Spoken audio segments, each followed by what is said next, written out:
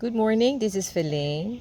Today, ang pag-aaralan po natin ay tungkol sa top 5 reasons why balanced hormones are very important for you to function well.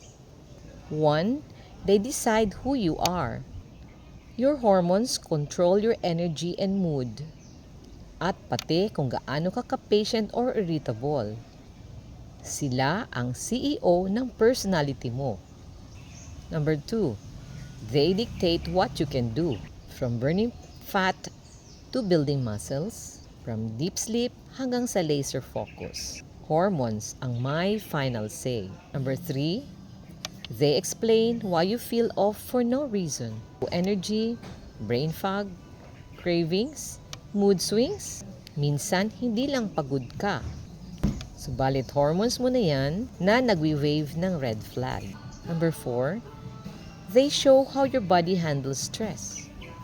Balanced hormones, kalmado kahit pressure cooker na. Subalit, imbalanced hormones, mabilis mainit ang ulo at mabagal makarecover. 5. They shape your future health, reproductive health, and heart strength. Pati bone density at metabolism mo ay apektado. Lahat ng ito ay nakadepende sa hormones mo today. Kaya, hormones aren't just about the time of the month. Sila ang scriptwriter ng buhay mo. If they are balanced, you thrive. But kung hindi, everything feels harder.